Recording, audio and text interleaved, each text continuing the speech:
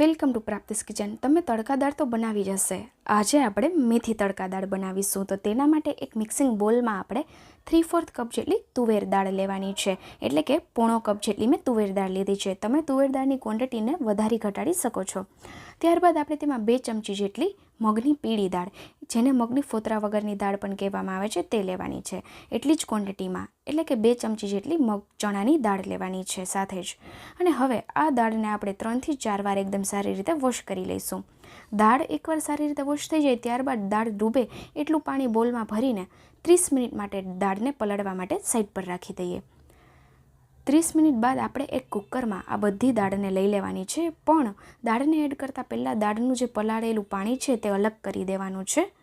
અને દાળને ઉમેરી દીધા બાદ આપણે તેમાં અડધી ચમચી જેટલો હળદર પાવડર અને 1 ચમચી જેટલું નમક ઉમેરી દઈશું, જેનાથી એકદમ સરસ કલર પણ આવે અને દાળ એકદમ સારી રીતે કૂક પણ થઈ જાય। ત્યારબાદ આપણે તેમાં 2 ગ્લાસ જેટલું પાણી ઉમેરી લઈશું, અથવા તો દાળની જેટલી ક્વોન્ટિટી હોય એ પ્રમાણે તમારે પાણીની ક્વોન્ટિટી એડજસ્ટ કરવાની છે। ત્યારબાદ નમક અને હળદરને આ રીતે મિક્સ કરી લીધા બાદ કુકરનું ઢાંકણ રાખીને ગેસની હાઈ ફ્લેમ પર દાળને 5 જ વિસલમાં કૂક કરી લેવાની છે। તો દાળ અહીં કૂક થાય ત્યાં સુધીમાં આપણે દાળનો વઘાર કરી લઈએ। તેના માટે એક પેનમાં આપણે 1 મોટી ચમચી જેટલું ઘી ઉમેરી દઈએ અને આ ઘીને આપણે એકવાર એકદમ સારી રીતે મેલ્ટ થઈ અને ગરમ થઈ જવા દેવાનું છે।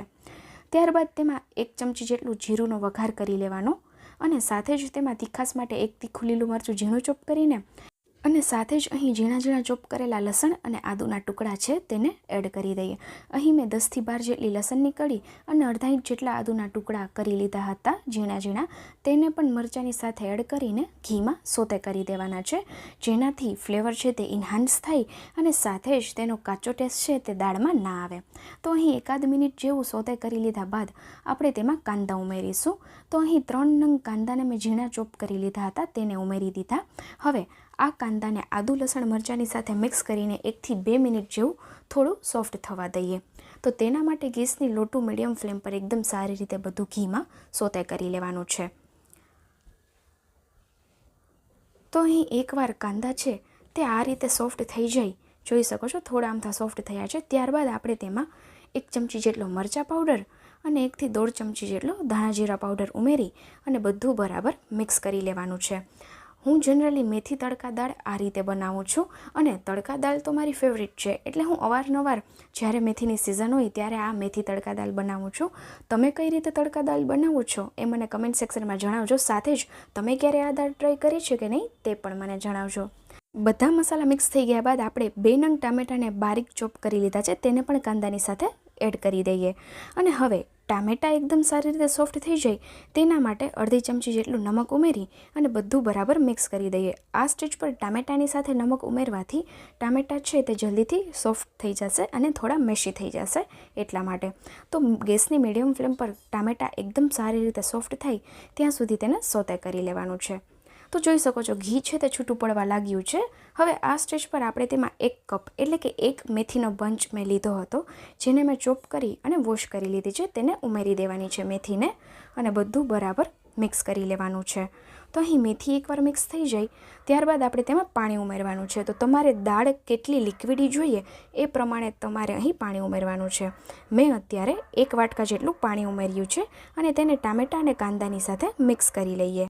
હવે આપણે મેથીને કૂક કરવા માટે આ વાસણને ઢાંકીને 3 થી 4 મિનિટ માટે મેથીને કૂક કરી લઈએ ગેસની મીડિયમ ફ્લેમ પર।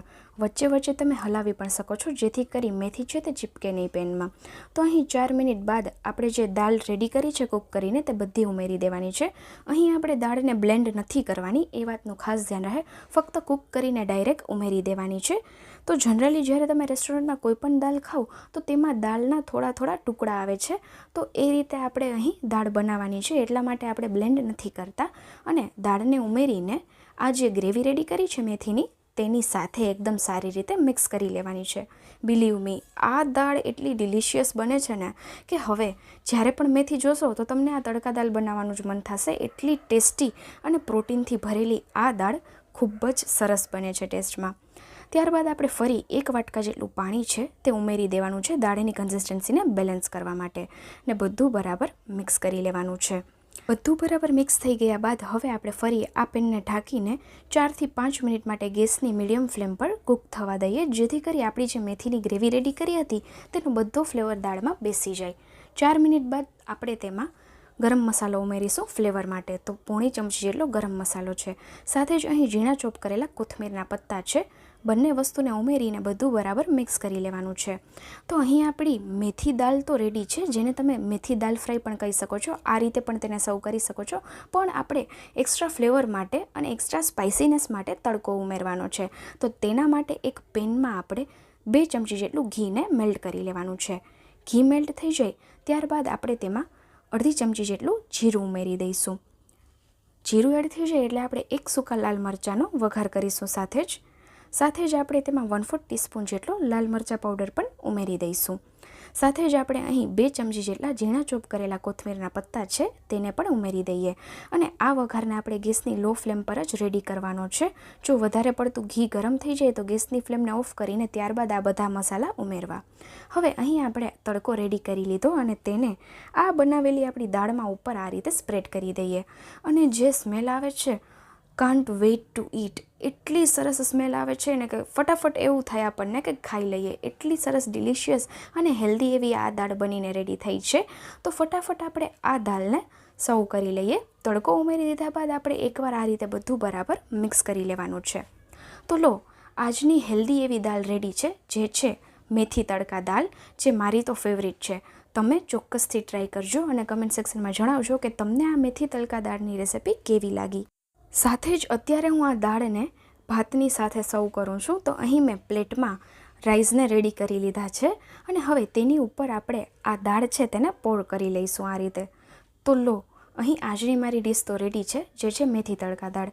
તમને રેસિપી પસંદ આવી કે નહીં તે મને કમેન્ટ સેક્શનમાં જણાવજો.